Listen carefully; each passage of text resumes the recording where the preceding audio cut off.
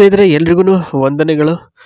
ಅನಿತಾ ಅಂತೇಳಿ ನೋಡಿ, ಇವ್ರದ್ದು ಜಾಜೂರು 2.6 ಎಕರೆ ರಾಗಿ ತೋಟ ಇದೆ ಹಾಗೂ 16 ಹಸುಗಳು ಇದ್ದಾವೆ. ಜೊತೆಗೆ ಒಂದು ಮನೆ ಸಹ ಇದೆ ಸ್ನೇಹಿತರೆ ಈ ಒಂದು ತೋಟದಲ್ಲಿ. ಈ ಒಂದು ಇದನ್ನ ಇವರು ಸೇಲ್ ಮಾಡಬೇಕು ಅಂತ ಇದ್ದಾರೆ ಸ್ನೇಹಿತರೆ. ಯಾಕೆ ಏನು ಎತ್ತ ಅಂತ ಅಂದ್ಬಿಟ್ಟು ರೀಸನ್ನು ಕೂಡ ಹೇಳ್ತೀನಿ. ನೋಡಿ, 2 ಬೋರ್ವೆಲ್ ಇದೆ, ಸದಾ ಕಾಲ ನೀರು ಹರಿತಾನೆ ಇರುತ್ತೆ. ಹಾಗೆ ತೊಟ್ಟಿನೂ ಸಹ ಮಾಡಿಸಿರ್ತಕ್ಕಂಥದ್ದು. ಅದೊಂದು ಉಪಯೋಗದ ವಿಚಾರ ಅಂತಲೇ ಹೇಳ್ಬೋದು. ಯಾಕೆ ಅಂತಂದರೆ ಪ್ರಾಣಿಗಳು ಅದು ಇದು ಬಂದು ನೀರು ಕುಡಿಯೋಕ್ಕೆ ಸ್ನೇಹಿತರೆ, ಮತ್ತು ಗದ್ದೆಗಳಿಗೆಲ್ಲ ನೀರು ಹಾಯಿಸೋಕ್ಕೆ.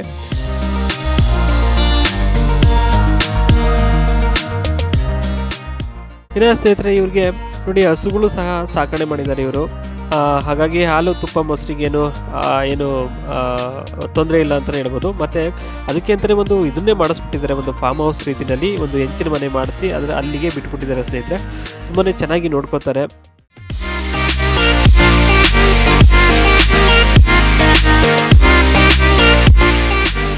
ಒಳ್ಳೆ ವಿಷಯ ಅಂತಲೇ ಹೇಳ್ಬೋದು. ಓಕೆನಾ, ನೋಡಿ, ಒಂದು ಒಳ್ಳೆ ಫಾರ್ಮ್ ಹೌಸು ಬಂದು ನೋಡಿದ್ರೇ ಗೊತ್ತಾಗೋದು.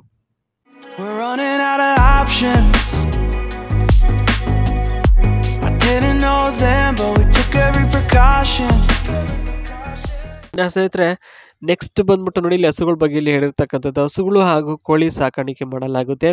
ಹಾಗೆ ಸಮಯಕ್ಕೆ ಸರಿಯಾಗಿ ಗೊಬ್ಬರನೂ ಕೂಡ ಸಿಗುತ್ತೆ. ನೆಂಟರಿಷ್ಟರು ಊರ ಕಡೆ ಚೆನ್ನಾಗಿದ್ದಾರೆ, ಹಾಗಾಗಿ ಅವರಿಂದ ಅದರ ಅನುಕೂಲವೂ ಸಹ ಇದೆ. ನಿಜ ಹೇಳಬೇಕು ಅಂದರೆ ಸುತ್ತಮುತ್ತ ಯಾರದು ಕೂಡ ಇಲ್ಲ ಅಂತ ಒಂದು ತೋಟ ಆಗಿದೆ.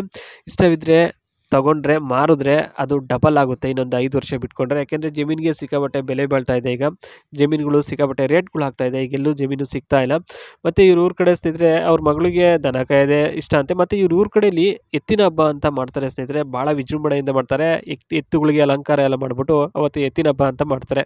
ತುಂಬ ವಿಶೇಷವಾಗಿ ಚೆನ್ನಾಗಿರುತ್ತೆ. ಹಾಗಾಗಿ ಚೆನ್ನಾಗಿ ಹಸುಗಳನ್ನ ಸಾಕಿದ್ದಾರೆ. ಹಾಗಾಗಿ ಒಂದು ಒಳ್ಳೆ ಇದು ಅಂತಲೇ ಹೇಳ್ಬೋದು. ಇವರು ಒಳ್ಳೆ ರೈತರು ಇವರು, ಆಯಿತಾ.